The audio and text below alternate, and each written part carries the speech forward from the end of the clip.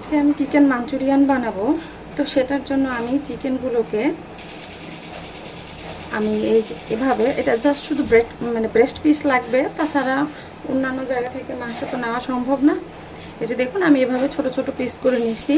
আর যখন আমি এটা এখানে আরও যেহেতু কিছু ইনগ্রেডিয়েন্ট অ্যাড করতে হবে, তো এটা যখন আমি ফ্রাই করবো এমনিতেই বড় হয়ে যাবে। তো চলেন দেখতে থাকেন। আমি ডিমের একটা সাদা অংশ দিয়ে দিলাম, আর দিয়ে দিলাম লবণ, খুব সামান্য পরিমাণে ভিনেগার, যদি কোনো বাজে গন্ধ থাকে সেটা দূর করে দেওয়ার জন্য, গোলমরিচের গুঁড়া, এটাতে আমি একটু মাখায় নেব। দিয়ে দিব একটু কর্নফ্লাওয়ার, মেখে নেব। আর এটা মেখে আমি মিনিট 5-7 মতো আমি রেখে দিব। তারপরে এটা আমি ভেজে নিব তেলে।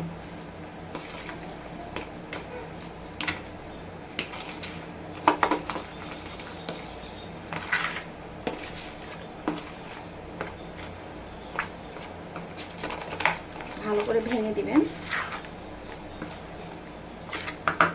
আর আমি আজকে মাঞ্চুরিয়ানটা বানাবো শুধু ক্যাপসিকাম আর একটু পেঁয়াজ দিয়ে, তাছাড়া আমি গাজর টাজর কিছু ব্যবহার করব না আজকে।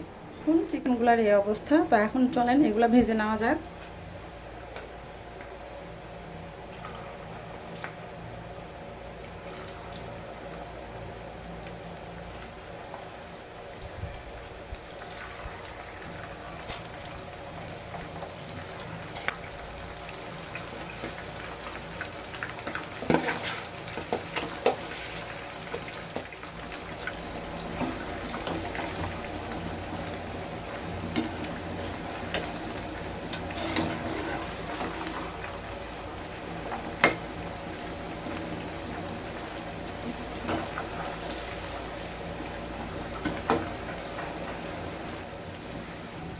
দেখুন চিকেনগুলোতে সুন্দর ব্রাউন কালার চলে আসছে। তো এই অবস্থায় আমি তুলে নিব।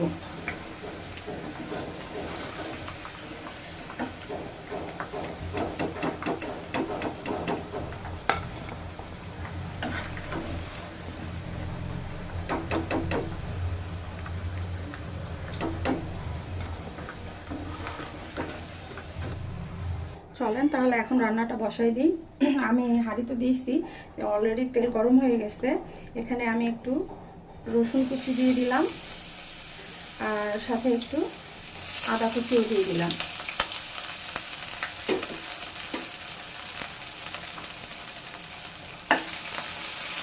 এটা থেকে শুধু কাঁচা গন্ধটা বের করে দিলেই হবে, আর বেশি কিছু করার দরকার নাই।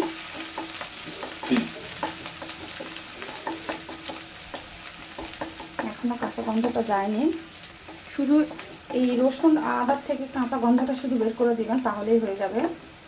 আমার ব্রাউন কালার হয়ে গেছে, ভেজে নেওয়া শেষ।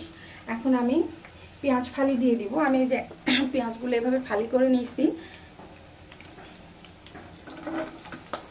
হালকা একটু নেড়ে নেব। আর সাথে দিয়ে দিব আমি ক্যাপসিকাম। আমি সবুজটা নিয়েছি, আপনাদের যা যা ভালো লাগবে যে যে কালার আপনারা ইজিলি নিতে পারেন সেগুলা। আর চুলার আঁচটা অবশ্যই, আমি তো ম্যাক্সিমাম মিডিয়ামেই রান্না করি।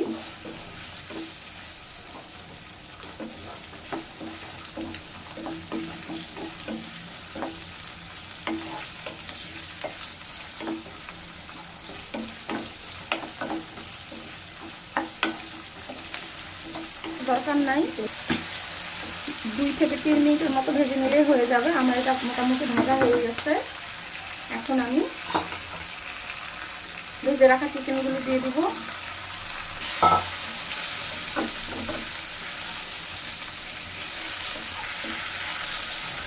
আবার এটাকে একটু তেলে ভেজে নিই সবগুলো একসাথে।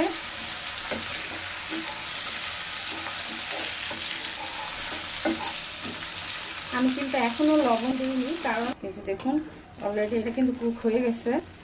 এখানে আমি একটু গোলমরিচের গুঁড়া দিয়ে দিলাম, দিয়ে দিব পরিমাণ মতো সয়া সস। আমি এখানে টমেটো সস দিয়ে দিচ্ছি, আপনারা পারলে টমেটো কেচাপ, চিলি সস, যেটা সুইট চিলি সস, সেটাও ব্যবহার করতে পারেন।